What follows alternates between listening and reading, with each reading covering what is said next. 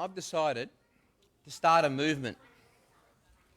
I'm going to change the world. How I'm going to do it? I'm going to tell dad jokes. I'm going to bring laughter to the world. I'm going to put smiles on people's faces. I'm going to bring joy and happiness wherever I go. So I decided to go onto Google and ask Google, how do you build a movement? And Google told me there's 3 important factors. Number 1, you've got to have a cause. Something that gets you out of bed every day, that you're passionate about, that drives you. Well, I do. I love telling dad jokes. So that gets me out of bed every single day.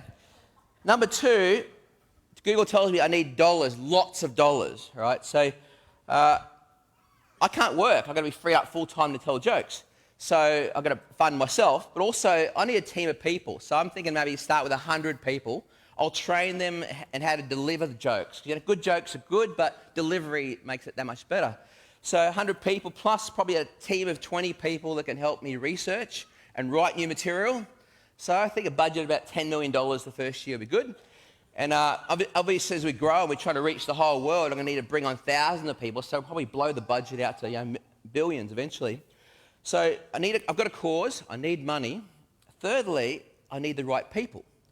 And I've got to get the educated, so I'm going to go after the university professors, the scientists, the teachers, the doctors. I'll convince the scientists, because if you can make people laugh, they say laughter is the best medicine, we don't need hospitals anymore, or doctors, right? Actually, I put the doctors out of work, but it doesn't matter. I'm already paying them. But I'm going to get some educated people. I'm going to get some famous people. Get some actors like Hugh Jackman, right? The Greatest Showman. Who wouldn't listen to him tell jokes? Tom Hanks, Chris Hemsworth. Just imagine Thor telling jokes. Or the Hulk. I might get some singers like Guy Sebastian. He's a nice guy. I get him to tell some jokes. For King and Country, Haley would love that. Stop singing, guys. Tell jokes. That's what I'll be telling them. The Wiggles.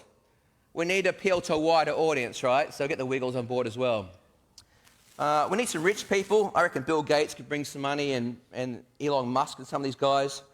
But what I would try and do is avoid getting unpopular people. You don't want politicians and fanatics and uneducated people. We don't want controversy. You just want to tell jokes and make people laugh, right? So I've got my cause. We need money, and I need to get the right people. Well-dressed, natural leaders, and excellent communicators. After all, this is how Jesus did it, right? How he built his movement. He had a cause. He had a very clear cause. Jesus came to earth with the goal of restoring humanity into relationship with God and to teach us how to love, right? To love God and love each other. So his cause was, restore and relate. He also bankrolled the ministry. He had millionaires and billionaires giving money to it, right? So he went after those rich people first because he knew that no one would listen to him unless he wore the best clothes. He drove around in a Mustang. He lived in a penthouse. And when he recruited people, he had to offer them good big bucks, right? And the latest iPhone and company car. And so he had the money coming in. Or maybe not. And he went after the most important people, the rich and famous, the popular, the educated, the articulate people, the highly religious people. He ignored all the other ones because he wanted to build this movement, right? Or did he? And if he didn't, why didn't he do that? That's what Google would tell us to do. If Jesus was around today, Google would tell him how to run a movement very differently. Today I want us to wrestle with 2 questions. Or at least start wrestling with them. Number 1, why did Jesus choose the 12 disciples? He called people from all different walks of life to follow him. Young and old, rich and poor, different races. But there was a moment in time where he chose 12. Why did he choose those 12? Because on the surface, it makes no sense. And we're going to explore that today. Second question, why is this such good news for you and I? Why did he choose the 12? And why is that good news for us? I'm going to pray, and then I'm going to introduce you to a friend of mine. Okay? Lord, we just thank you so much for the opportunity to come here today. To open your word, to look at how you approached ministry and building a movement that would change the world. Yeah, open our hearts, open our minds, open our eyes, and speak to each one of us today. Show us how we can be part of your movement. We be part of what you started, and you continue today. In your name we pray. Amen. Good morning, everyone. My name is Thomas. You could call me Didymus in Greek. I'm not very articulate, as you'll find out. I'm an ordinary guy, quiet. I didn't really even have a trade. I just move around from job to job. Some people call me Thomas the Doubter. I don't know why. I guess I'm a kind of a half-empty glass kind of guy and a pessimist and a bit gloomy, a bit like my friend Eeyore, the donkey. I'm sceptical about some things. Actually, I'm sceptical about everything. One day my mum walked into the house and said, "Thomas, I love you." And I said, "Prove it."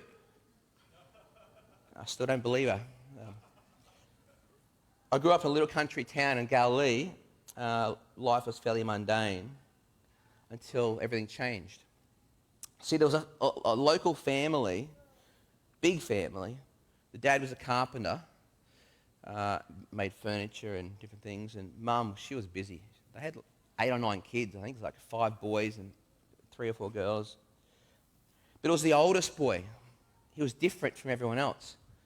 The word got out that he was, not only he was different in the way he lived and acted, but he started saying some really outrageous things about himself. And then he went walkabout one day, and a crowd started following him, and I'm like, oh, life's pretty boring. I guess I'll just tag along and see what's happening. And so I kind of followed at a distance. Now, I wasn't going to get too close, because I didn't want to talk to this Jesus. I didn't want him to ask questions. I just wanted to observe and listen in. So I followed him, and he went down to the sea and met Crazy John. This guy, Crazy John, who wore weird clothes and ate weird foods, and he got baptized by Crazy John. And then as he walked away from the water, he started saying to people, "Come follow me." It was a really weird thing to say. But Andrew and John, who were Crazy John's disciples, just followed this guy Jesus. And then Andrew went and got his brother Simon and brought him to meet Jesus. And then John went and got James, I think it was. And then Philip followed this guy Jesus, and he went and got his friend Nathaniel or Bartholomew. I never quite work out which one was his first name or second name. But anyway, and all of a sudden there was this group of people following Jesus, and I'm trying to follow from a distance, listening in, observing. This weird thing started happening. And then they announced they're going to a wedding, and I wasn't invited, of course, because I'm a no one. But I heard some rumours that something miraculous happened at the wedding. I doubt it, though. Unless I can see it with my eyes, I don't believe anything. I'm very sceptical, as you know. I had my doubts, and I thought this was just a passing phase. People would kind of follow for a while and then move on. And after a while, they did. Actually, Andrew and Simon and James, John, these guys went back to their fishing, and Philip, Nathaniel, I don't even know what they do. Maybe they worked at Macca's. I don't know what they did, but they're like 2 peas in a pod. They did everything together, and they just disappeared as well. And I just went back to my normal life. But then a few days later, Jesus turned up in town again. And next thing I know, he was going walkabout again, and the crowd started following him. Put the next slide, guys. And he led him out to the Sea of Galilee. And there were some guys in the boats there, and I think it was Simon and Andrew. Andrew in the first boat. I wasn't sure. I got a bit closer, and Jesus said those strange words again. He said, "Come follow me, and I'll send you out to fish for people." I'm like, what a weird thing to say. And I'm a guy who likes to search the net, and I was on Google as well, and I understand that you don't recruit people by saying, "Come follow me." That's not a visionary statement, right? That is not something that's going to motivate people and want them to come after you. It's not going to not like a come and change the world statement. It's come follow me. Like, what does that even mean?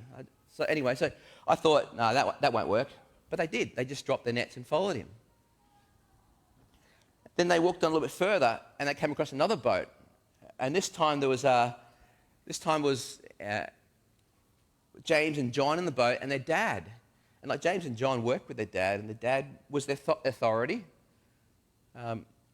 He didn't even say anything about fishing. He just said to these guys, "Come follow me." And I'm thinking, as if that's going to work. I had a lot of doubts about it. But they did. They just dropped everything, and they followed him. And I'm like, I don't understand what's going on. This guy is not offering him anything. He's not offering him a career. He's not offering him money. He's not offering him clothes or an education. He just says, "Come follow me," and they're doing it. I'm like, I doubt this is going to work, but something was happening. Let me tell you a little bit about Simon. Simon was his Hebrew name, or his Greek name, sorry.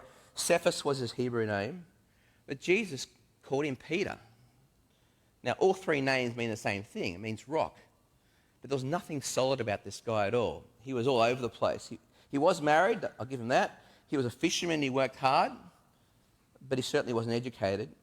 Typical Galilean, very impulsive, very quick to get tempered, emotional. He was always up for an adventure, good or bad. He was a natural leader, confident, I'll give him that. But he annoyed us all. He had an opinion on everything, and he couldn't resist sharing his opinion. He always had to tell us what he thought. He was likable, but annoying. Not the most popular guy. And he always overpromised and underdelivered. I guess you could, let's not mention that rooster crowing incident. Simon was a guy who had lots of strengths, but lots of glaring weaknesses as well. He's not the sort of guy, not a star recruit, if you know what I mean. He's not the sort of guy you'd build a whole movement around. He's not dependable. Andrew, his brother, on the other hand, Andrew was a quieter guy, solid, hard-working guy. He's a Galilean as well, but he just seemed to be a bit more genuine, not educated, worked hard, and he didn't mind being second place behind his brother.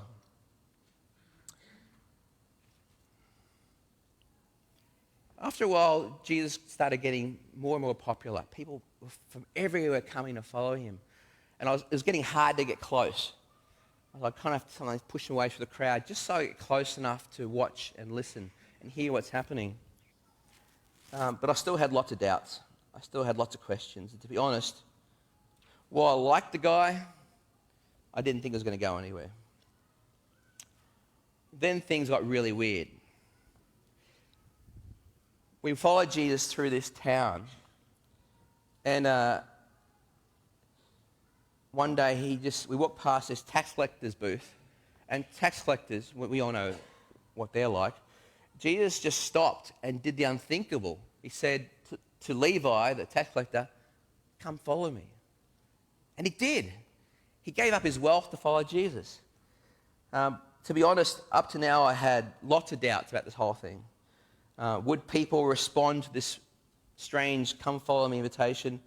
Would people buy into Jesus' countercultural teaching? Would people join a team of no ones, people with no education, no career prospects? But this moment was the end of the movement. I could see it. Firstly, to recruit a tax collector was the biggest mistake you could make. Secondly, all his existing followers would leave, right? No one wanted to be near this guy, let alone work with him. And I was about to leave. I think now I've seen everything. I'm waiting for Simon and Andrew, James, John, the other guys to leave as well, because they were like, no doubt, they would have been offended by this request. Because these tax collectors, they worked for the government, which we all despise. They collected money for the government. They took money from their own people, gave it to the enemy, and worse than that, they like to pocket money themselves. And we all know that Levi lived in a big house with nice clothes and lots of food.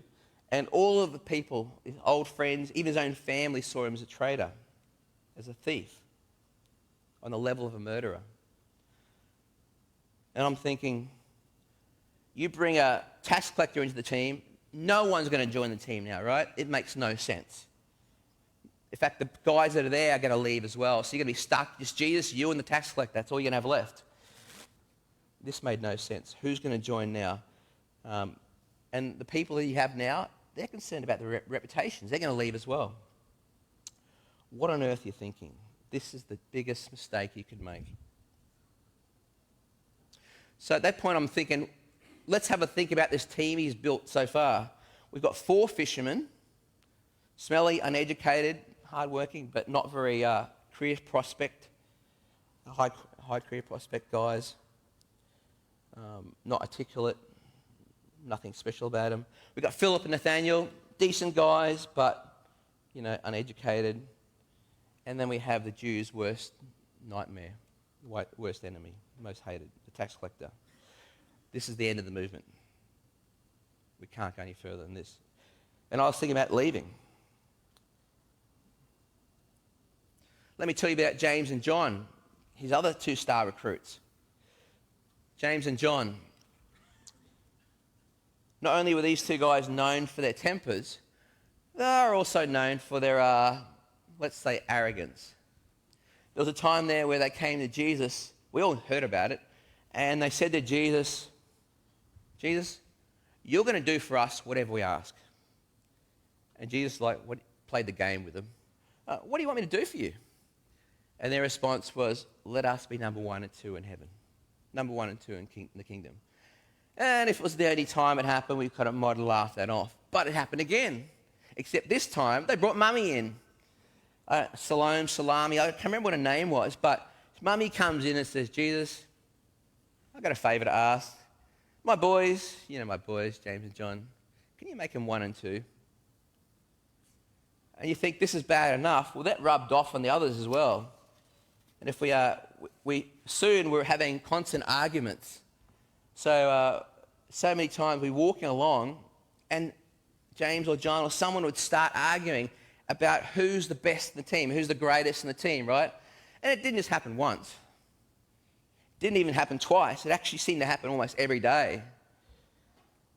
We all wanted to be number 1 and 2. I guess you could say none of us were star recruits.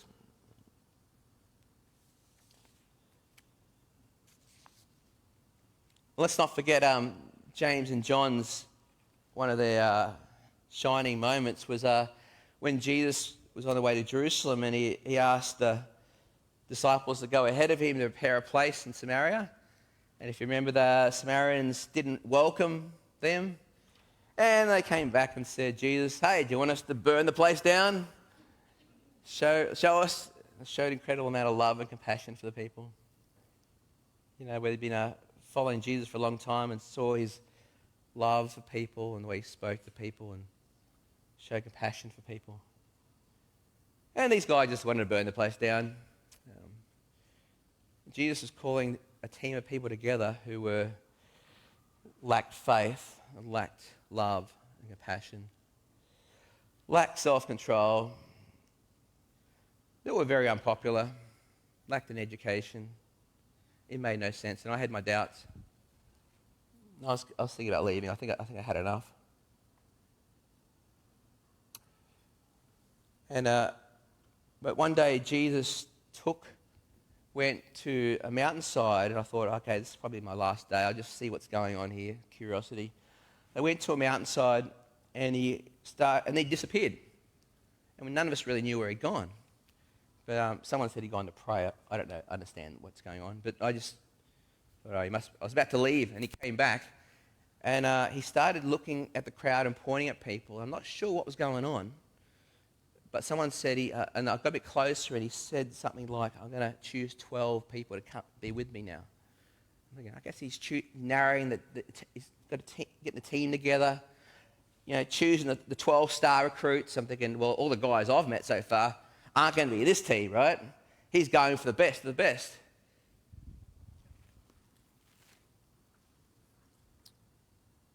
And I just see him looking through the crowd, and he goes, Peter, Andrew, let's go. Come with me.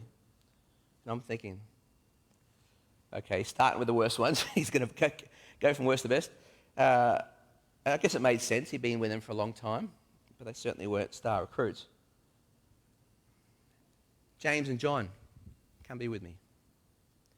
Thinking, okay, they've been there a while, but we know all about James and John. Okay, surely he's going to pick 8 good ones now, right? And he walks towards the crowd and he says, Matthew, you're on my team. And I'm like, you've got to be kidding. This is not going to work.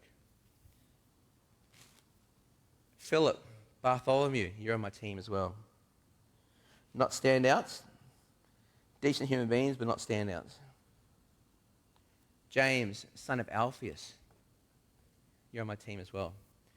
I didn't know much about this guy, but he seemed like a strong character, but a bit fiery as well. I'm like, come on, Jesus. You've got to pick someone on your team that's going to be a shining light. And then things got worse. Simon the Zealot, Thaddeus, come and join me. No way. You can't pick the Zealots. These guys are nuts. They're fanatics. All they want to do is tear down the government, and they hate people that work for the government. They're going to kill Matthew. They can't work on the same team. They can't even be on the same side of the street as Matthew, let alone work with him, serve with him, worship with him. You better stand between them. They're going to kill this guy. They're going to throttle him. Judas Iscariot, come and join my team. We all knew about Judas. He was a intensely violent sort of character. He always was tight with his money, really tight. He was never going to buy into this be generous with your money sort of teaching. He was always happy to put his hand up and say, I'll be the treasurer.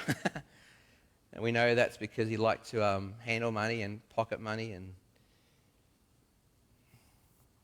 I think thinking, all right, he's picked 11 so far, a team filled with division, hatred, highly competitive, arrogant, lacking in education, lacking in love and compassion, lacking in faith, lacking in everything.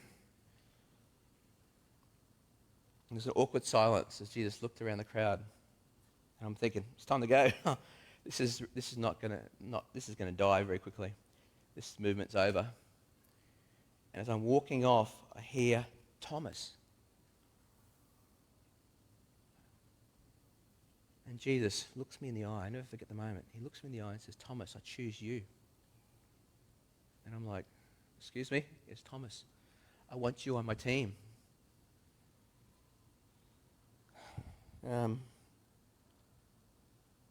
You choose me for what? I choose you to be on my team, to come and change the world. Come follow me. Let's do life together. Let's fish for people together. Together we'll change the world. Jesus, you don't know who I am. That's okay. Jesus, I'm a no one. Thomas, in my eyes, you're a someone. I'm not educated. That's okay. I'm not popular. I can't communicate. That's okay. I'm not the most patient person or loving person or compassionate person. That's okay. I still have so many doubts. That's okay. I still have so many questions. That's okay.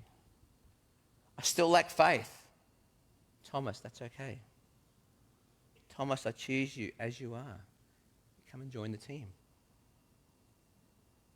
My life changed forever. I remember that day Jesus led us away as a group and we sat down together and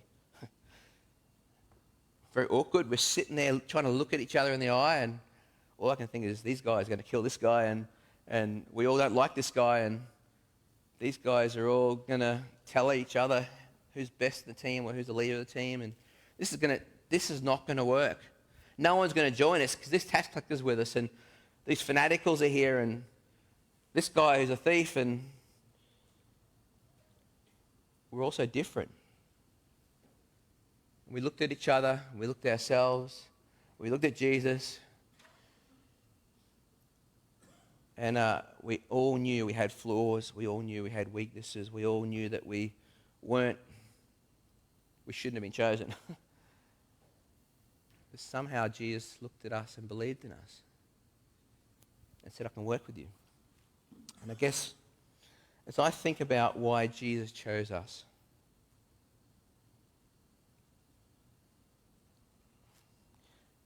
if he chose 12 ordinary guys who were lacking in almost every area, isn't that good news for everyone? In our team, there's someone that you can identify with. If you lack confidence, most of us have that, except for Peter, of course. If you lack faith, well, that's most of us. If you can't communicate very well, if you don't think you know enough, if you don't think you're spiritual enough, if you don't think you're good enough, well, you're welcome in our team. There's a place for everyone on Jesus' team.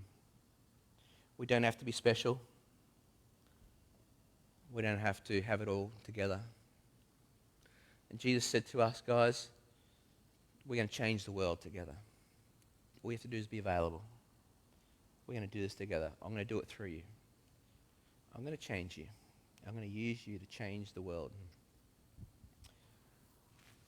And Jesus is calling you and I to follow him, to trust him, to join him, to be with him, to fish for people.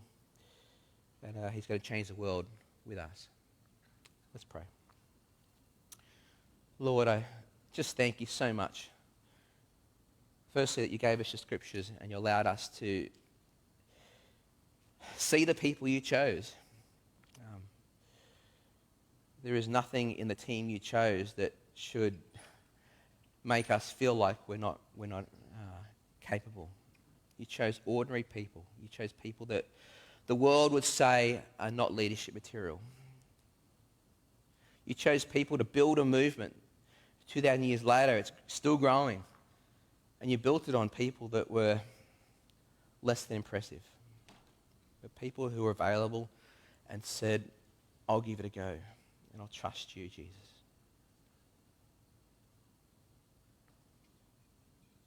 Teach us how to follow you. Teach us how to walk with you. Teach us how to be available to you. And do in us and through us as you please. To continue growing this movement and reaching